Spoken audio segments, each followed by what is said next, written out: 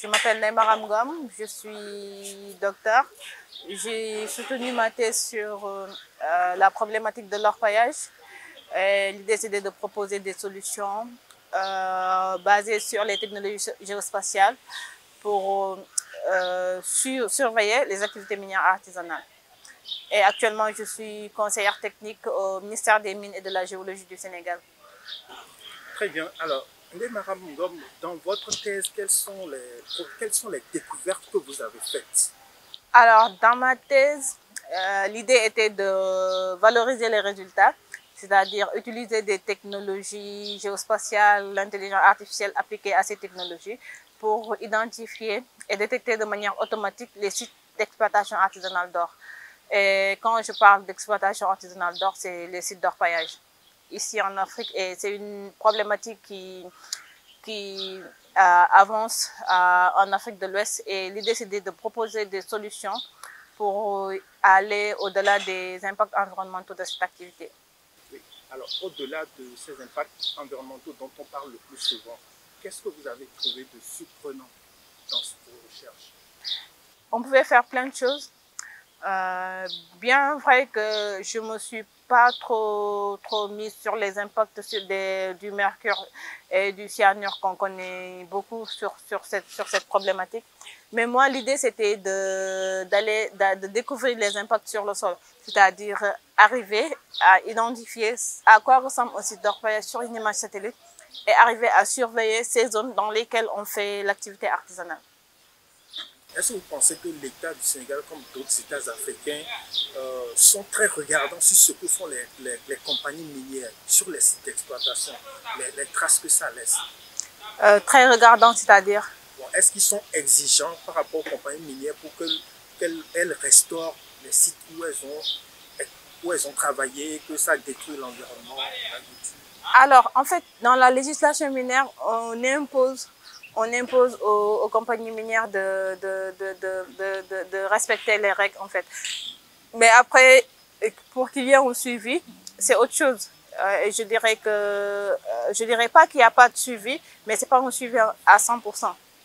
Je dirais, c'est pas un suivi à 100%. Mais il y a aussi des sociétés minières qui participent qui restaurent les sites miniers. Et je peux citer l'exemple de Eramet, la Grande Côte Opération qui est à Diogo, qui récemment a restauré 84 hectares de terre qu'ils ont déjà exploité et l'ont remis à la population pour d'autres usages. Vous avez créé une application. Parlez-nous de cette application. À quoi sert-elle?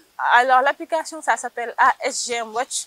ASGM Watch, c'est Artisanal and Small Scale Gold Mining. Watch comme visualisé, qui permet de faire de manière très simple, dans la manière plus simple dont je peux te l'expliquer. Ça permet de faire le suivi, la surveillance en temps réel des sites d'orpaillage. En Afrique de l'Ouest, je l'ai développé pour le Sénégal, et prochainement, on va faire l'application pour la Côte d'Ivoire. Oui, vous, comment est-ce que vous jouissez de cette création?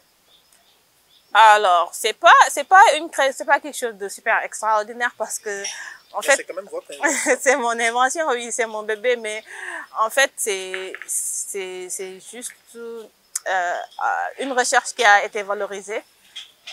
C'est ce que je dis, c'est que l'idée c'était que j'ai pas voulu que ma thèse reste à la bibliothèque. J'ai voulu que les résultats soient bénéfiques à toute une société. Donc c'est pour cela qu'on a créé cette application. Et je pense que d'autres doctorants aussi pourront créer d'autres choses beaucoup plus performantes que cette application-là. Alors au jour d'aujourd'hui, il n'est même pas opérationnel actuellement au Sénégal, parce qu'on ne l'a pas encore mis à la disposition de l'État.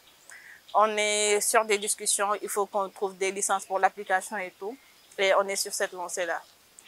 Ça aura besoin de faire encore des investissements pour développer des investissements, oui, et d'autres fonctionnalités améliorées et répondre aux besoins actuels du ministère des Mines et de la Géologie, pour mieux réglementer l'activité d'orpaillage. C'est une première invention au Sénégal ouais, mais modestement, je dirais pas.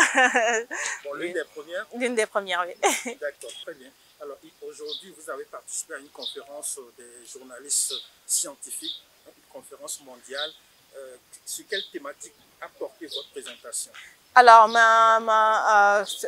tout d'abord, merci de m'avoir invité à cette conférence. C'est la première fois que je rencontre des journalistes scientifiques et les sujets qui ont été développés ont été divers et très intéressants. Moi, j'ai participé au panel sur les impacts de l'activité minière et mon exposé a porté sur les impacts environnementaux de l'exploitation minière artisanale et l'apport des technologies géospatiales. Alors, dans votre présentation, il s'est agi de financement de la recherche. Pourquoi est-ce que les États africains ne mettent pas suffisamment de moyens pour la recherche et que les chercheurs africains comme vous soient obligés de recevoir des ressources de l'étranger? Alors, c'est vrai qu'il y a une bourse qu'on donne aux doctorants, mais c'est sur 2 à 3 ans et c'est une bourse de 60 000. 60 000, c'est moins de 100 € par mois. Alors, une thèse en Afrique, normalement, c'est pas comme une thèse en France qui peut durer 3 ans. Ici, en Afrique, par exemple, nous, en sciences de la Terre, les thèses, c'est rare de trouver une thèse qui a duré 5 ans. Les thèses vont aller jusqu'à 6 ans, 7 ans. Donc, on est obligé d'aller chercher des bourses, des financements. Par exemple, moi, dans mon cas, j'ai eu la bourse de l'ambassade de France qui m'a permis d'aller me former à Montpellier. Je remercie l'IRD et la maison de la détection de Montpellier qui m'a accueilli et l'IRD qui a cofinancé ma thèse. Et c'est ça, en fait. Et je pense qu'aujourd'hui, les États africains, en fait, doivent accompagner les jeunes chercheurs. Parce qu'en fait, à chaque fois qu'un étudiant fait une thèse, il a pour ambition de résoudre un problème qui est persistant dans cette thèse. Et ici en Afrique, on fait de superbes thèses, mais tu vois, de super sujets de thèse, mais le doctorant en tant que tel, il n'a pas de subvention. Donc, ce sont des projets qui tombent à l'eau et c'est rare que des projets de thèse aboutissent en fait. Et ce sont des sujets qui sont super pertinents, super intéressants, que s'ils avaient bénéficié de financement, ils auraient pu résoudre des problèmes. Amine Makam, je vous remercie. Merci beaucoup.